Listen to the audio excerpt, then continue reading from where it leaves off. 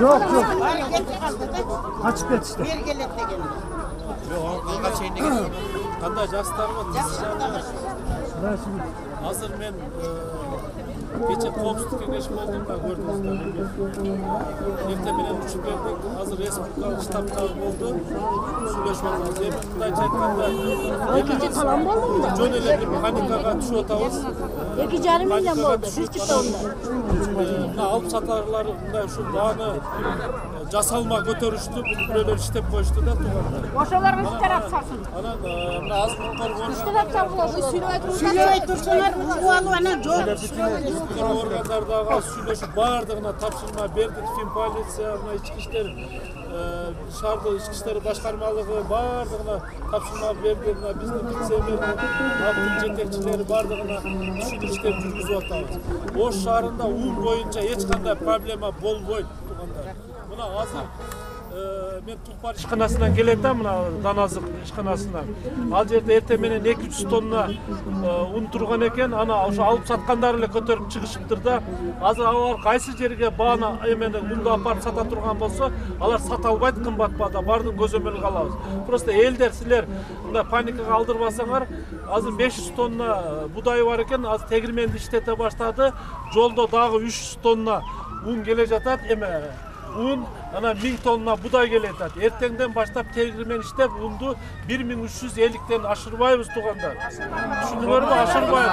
Ana eng negizgisi Kazakistan menen granitsa hech qanday jabılbayt. Ökmöt başçılarыбыз, mamleket başçılarыбыз süйлөшүү жолу болуп атат. Мына коңшу мамлекеттер менен ушул мындай азыркы кырдаалдан биргеликте ынтымакта жакшы чыгайлы.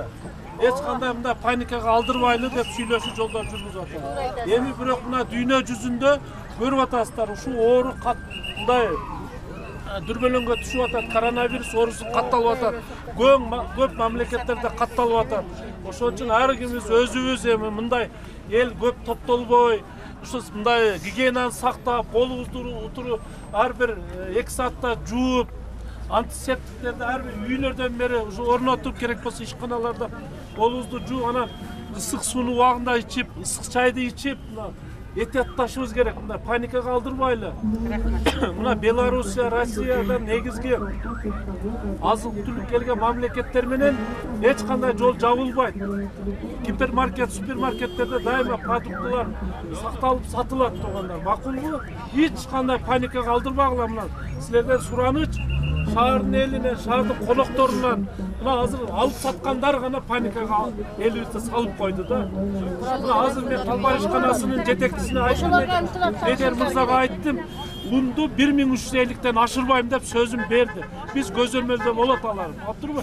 Ким сала турган болсо, ашыкча сата турган болсо жоопко тартабыз аны. Макулбу? Мына элден сураныч, ал бүт мына массалык маалымат каражаттары турасында эч кандай кооптоно турган негиз жок буюрса. Макулбу? Азыр областтын акимдери, губернатор катышкан жыйын болду. Мына биринчи вице-премьер-министр Борон Куат Алчевич өзү өтүп, мына бардык тапшырмалар берди. Жерлерде бардык азыр иштер тура түшүндүрүү иштери жүргүзүлөт. Мына азыр шаарда, райондордо ушундай паника болуп кетип азыр бардык айыл өкмөттөргө чейин бар түшүндүрүү иштерин жүргүзөт. Макулбу? Ошондой. Рахмат. Анча мынча сурообуз бар. Сага барып,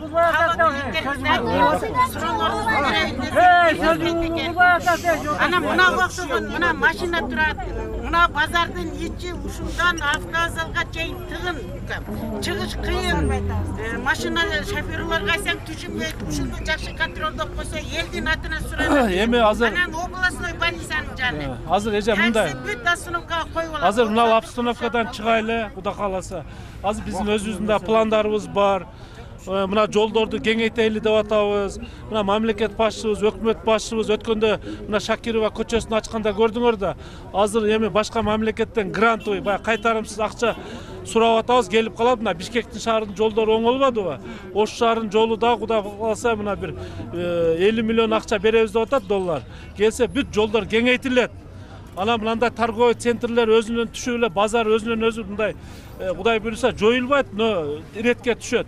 Анан биз келечеги мына азыр бир 30-40 гектар жерди трансформация кылып атабыз. Мөмө жемиш базарларды мына машина базар жакка чыгара турган пландарыбыз бар эже. Анан мына базар Кудай буйруса келечекте баягындай этно базар кылабыз. Баягы туристтер келип, кыдырып жүрө турган жакшына базарлар болот. Эми бул биздин пландар эже. Үй салсаңар деле бир жылда үй бүтпөйт. Анан биздин пландарыбыз акырын шаарды оңдойбуз. Бир чекеде мына Западныйдан келет байлыбы? Шаардын ичи баардыгы ошо Западныйдай болот. Акбураны баштайбыз жакын арада. Ошо иштер акырындык менен болот эми. Шаар чоң, бир күндө же бир жылда баардыгын бүтүрө албайбыз, акырындык менен оңдойбуз эжелер. Макулбу? Анан базар иретке келет. Мына ортукту маскалар кымбаттан сатылат, 15тен сатылат. Ала албай атабыз. Эми мындай. Пенсия алгандар бар, пенсия ала албагандар бар. Эми мындай да, масканы 15-20 тен чыгарып. азыр эң негизгиси эже. Ошол 15-20дан дагы маскалар ачык айтайын калбай калганда, жок болгон.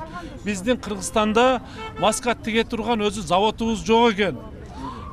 Башка мамлекеттерден келет экен. Кудай буйруса, мына эми азыр эң сүйүнүчтүү кабар, мына Кытай Ухан шаары коронавирусту жеңдик деп жарыя кылып атат. Буну эч кандай бул чоң трагедия кылбаш керек. Мына дүйнө жүзүндө деле күнүнө башка оорудан деле миллиондогон адамдар өлүп атат. Мына бул ушул оору катталган мамлекеттерде деле 80% жеңил эле ооруп өтүп кетет экен да. Бул көп деле трагедия кылбаш керек. Анан масканы мына биздин Ош шаарында Дастан жоопкерчилиги чектелген ишканасында мына бүгүндө кечеден баштап тиктире баштадык өзүбүздө. Мына 4-5 кабат кылып, бирок чынын айтыш керек, ал дагы сапатына баягы 5 сомдук 2 сомдук дегендер баягы 1 кабат адан мындай чынын айтыш керек, оору жууп калышы деле мүмкүн. Ошон үчүн биз 5 кабат кымбаттуу кылып туруп, утуру алмаштырбай, ал 1 күн 2 күнгө жете турган кылып, ошо 10 сом 15 сом тегерегинде тигилип атат да. 2 сомдук 5 сомдукту алып алып 1 саат 2 саат алмаштыргандан көрөк, ошо сапаттуу кылып тиккиле бир 15 сом тегерегинде тигип атат. 4 кабат 5 кабат мариличи, ал талапка жооп берет. Кече Бишкектен комиссия келип карап жооп берет экен ушул талапка. Ушул масканы рынокко алып чыксаңар, күнүнө 5000ден 10.000ге чейин азыр тигип атат ошо Дастан жоопкерчиликте. Эми баягы жок жаман эжелер, болуп турсун ошолчу. Турабы? Болуп турсун. Пенсия албагандар бар. Эже пенсияны мына мамлекет убагында берет эже. Албагандар эми мындай кокус кыйналгандар болсо, азыр мына ишкерлерди айтабыз, биз барып мына Кудай буйруса жардам беребиз эже. Эч ким мындай ачка калып Кыргызстанда ушул маскал албай калган адам болбойт. Бардыгына жардамдар болот эжелер. Болуп турбу? Эң негизгиси элибиз паникага алдырбагыла суранам. Паникага алдырбагыла. Кымбат саткандарын жаптырдыңыздар. Азыр эми мындай экен да, эжелер, сиздер дагы паника албаңыздар, эң туура айтат. Эл деген адам өзүңүздү билесиздер, бетинче бакташтар менен жамандашып кереги жок. Сөздүн кыскасы, мына азыр негизги продукт май, эт, un, ошо негизги продукттардын укуктун негизинде возможность болсо коргонгон жана тийиштүү органдар менен кичине контроль кылдырып берсеңиз. Сөзсүз болуп атат. Уже баардык тапшырма берди. Карантинде адамдар тазалап атат. Мына Мурат Саминович турат, шаардык ички иштер башкарманын башчысы. Тип полициянын жетекчиси азыр башка жерде иштеп атат, Айбек мырзада. Баардык коргоо органдары ушу иштерди жүргүзүп атат. Мына контейнерлерге мен атай базарга түштүм, азыр баардыгын кыдырабыз. Түшүндүрүү иштерин жүргүзөбүз.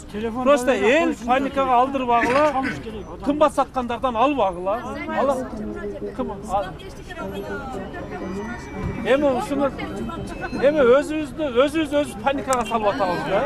Өзүбүз эле паника алып атабыз, бар нерсени талап атабыз. Талап албай эле койгула. Алып алганыңар эртең бекер эле күйөсүңөр. Себеби арзан рынокко чыгарабыз да. Эң туура. Түшүндүңөрбү? Базарга эртең мыналарды ачабыз. 1350-ден ашпаган эме сатылат ушундар. Бекер эле кымбат алып эле кыласың. Кече балам 2 un алышты. Мынерге енді албагыла. Ушундай маселе менен эле келишип атат унга. Болду да. Бу жерде енді чогулган көйгөй бир эле маселе менен келип атат. Ушу унду кымбаттан.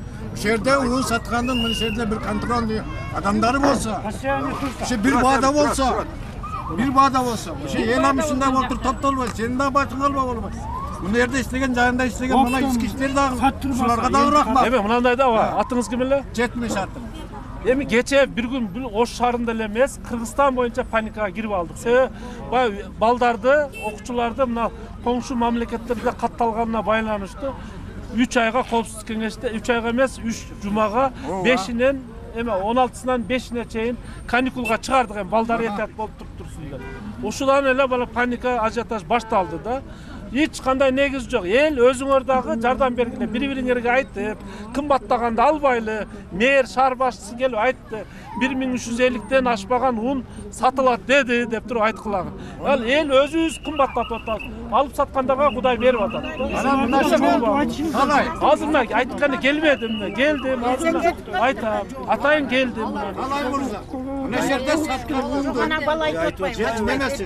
Şunu kontrolçülük kılıp bir yeldin aşına çıkıp sıraması koysalar bolboy şunu buna. Азыр аба, мен дагы Sabahtan beri çağın canım şerde turat şunu yeldin tarafın talaş. Азыр мен мына айтып атам го, келдик. Азыр чогулуштап, кечке Бишкекте чогулушту болдук. Эртең менен учуп келдик 7-де. Сааттан бери мына премьер-министр, эме вице-премьер-министр жыйын өткөздү, селекторный совещание. Чогулуштап бүтүп эле мына чыктык. Ага чейин мына биринчи вице-мэрди жөнөтүп турдум, бар. Базарга барып түшүндүрүштөрүн жүргүзүп туруп, азыр өзүм дагы келдим мына. Дан азыктарга губернатор Кара суу дан азык ишканасына кетти. Мен шаардагы Тулпар дан азык ишканасына кыдырып чыктым. Аларды un тегилме иштеткендерди биз айтып атабыз. Бааны көтөрбөйсүңөр деп. Мына азыр силерге чейин мына массалык маалымат каражаттарынын астында ошо ишкананын жетекчиси сөз берди. Баа 1350-тен ашпайт депчи. Макулбу? Анан алар эртең мененден бери мына 200 тонна унду 1350-тен эле сатты. Просто алып саткандардын элине алып келип алып кымбаттатып атат. Азыр мына милиция спекулянттар кандай чара көрөт? катуу штраф мыйзам чегинде азыр мына Финполистин иш козголот. Антимонополия арыз жазат, мына бааны көтөргөн боюнча. Анан Финполиция аларды мыйзам чегинде жокко тартабыз. Кимден сатылгандар жокко тартылабы, тартылбайбы? Эмечи кече ажиотажга түшүп алдыңар да. Азыр мына укук коргоо органдары эгер ошолорду тактай турган болсо мыйзам чегинде иш алып барат алар. Эми эң негизгисичи Un алайын деп чыксам 2000ден тасып жок. бирөө сени заставить эткен жок да. Ал туура кылыпсың. Азыр мына эртеңден баштап 1350-тен сатылат. Бирок алып аткандар болду, ошону жокко тартыш керек да. Эми алып атса алды да, өздөрү каалап алды да. Алып сатарлар сатты. Ошону паника Кыргызстан боюнча паника болду. Паникага алдырбагыла деп айтып атабыз азыр. Макул алдырбагыла. Эл дагы жардам беришиңер керек да балдар. Айтып паникага алдырбайлы, кымбат унду, кымбат продуктулар сатып албайлы.